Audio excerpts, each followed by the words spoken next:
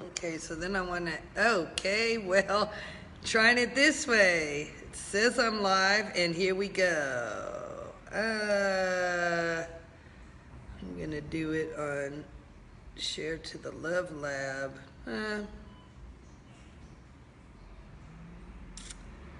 To be November.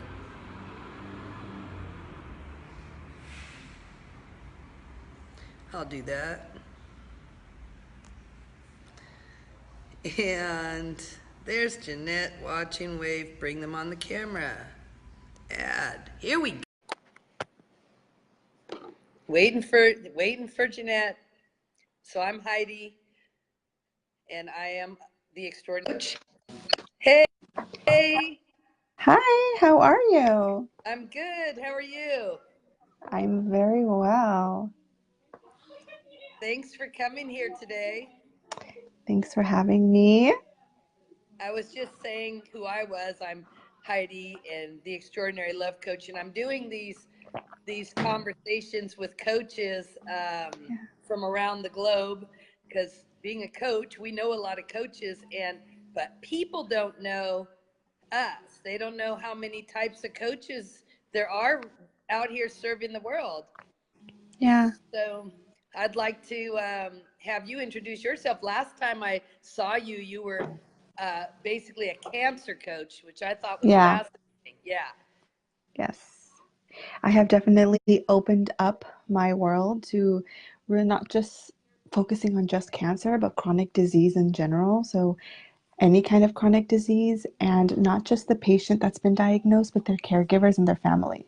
So, I am a caregiver liaison. I teach both patient and caregiver how to allow love in and how to love each other, because when disease comes into a family, love is transformed, and usually not always in a positive. And I would love it to be always a positive interaction to allow a really thriving environment for healing. Wow, that's lovely. So, caregiver, are you working in hospitals, through hospitals, or in people's homes? People's homes. Yeah, it's And the caregivers in home, not any professionally trained. so it's the caregivers are family members or friends. They're Right, not right. hired caregivers. Right. Their friends or family that took on this beautiful role, a role that we're all compelled to take on when we have a family member that's sick. But a lot of the times it's overwhelming. They don't really know what they took on. And so it's coaching them through that process as well.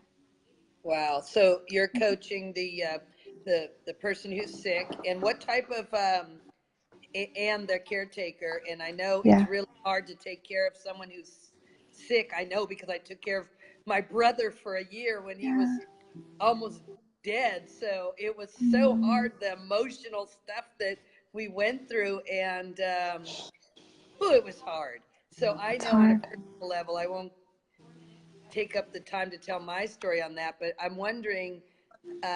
So you work with the person. What type of illness are you talking about here?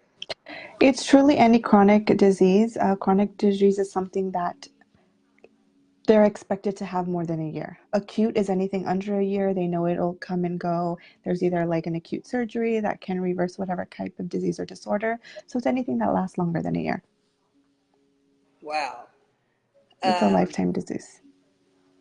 it's a lifetime disease. Mhm. And tell me, I think on your title now you said chronic disease coach, something to do with love. And since I'm a love coach, I'm kind of curious about that part.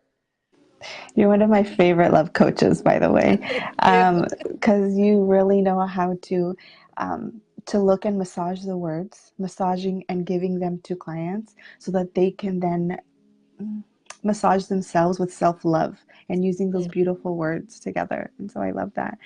Yeah, so it's basically just like any other coach, it's teaching a part of their body, teaching a part of their mind how to fall in love with that empty part again, or a part that we've neglected because we've been giving and giving and giving to others like caregivers do. Mm. Wow.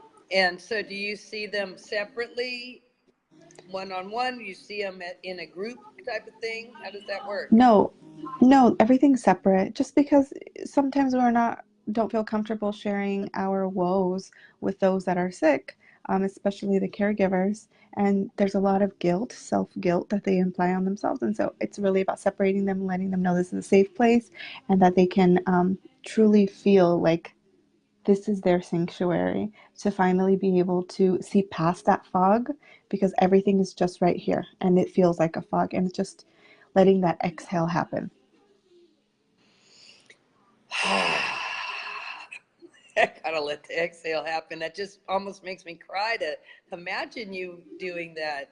You know, it's funny because I remember you. I'm thinking I'm a lightweight coach. I just want to do fun stuff. Like you always amaze me because you take on the heavy, like you take on the really hard work. You know, really hard work and sad. And I'm like, nope, I'm not doing that. I'm just doing the happy dance here. So Mm. I really Well, commend you for that. Tell me how you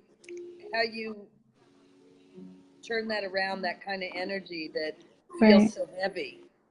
Well, first I have to say, you just said that you're the lightweight coach, when in reality, you're the prevention coach, right? Oh, Disease yeah. happens when we lose a part of us. And so when all these clients are coming to you, you're preventing them from eventually maybe developing something down the line. And if they get control of their heart and they're getting control of the way that they accept and receive love, that's true prevention. And as you know, it is Love Month, February, and heart disease and yeah, cardiovascular health is the number one killer of women. And it's above cancer. And so being a love Oh, coach is so vital. It's so vital. And us as women, we are martyrs and we put everybody else first uh, but ourselves. So it's so important the work that you're doing, because hopefully I won't have to be here. And most of my clients are not that heavy. They have passion. They have a will to live. They want to live. Their families are on board. It's a big community support that they have. And I'm just a tiny piece of that puzzle. you're a tiny, big, huge piece of that puzzle. Do Just you a, do you do you tiny. just do you work virtually or do you work face to face? Like, how does it happen, and how does someone get a hold of you? Yeah, primarily it is virtual, just because most people with a disease or conditions, they many times they just can't get out of the house. They feel bedridden or they just don't have the energy to do that that day. And so, yes, they can see me virtually. Their caregivers always have the option to come. A lot of the times it is hard for even the caregivers to separate themselves. And so usually they'll go to another room and say, hey, I have a meeting with Jeanette for an hour, and they'll separate.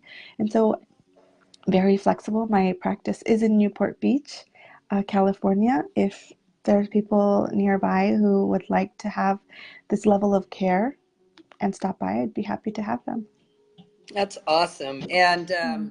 is there an email to reach you, or just Google Jeanette Carbajal? Or Yeah, so there's two ways of reaching me. One is my website, and it is www.experiencehealthbyjeanette, because I truly believe in health through disease.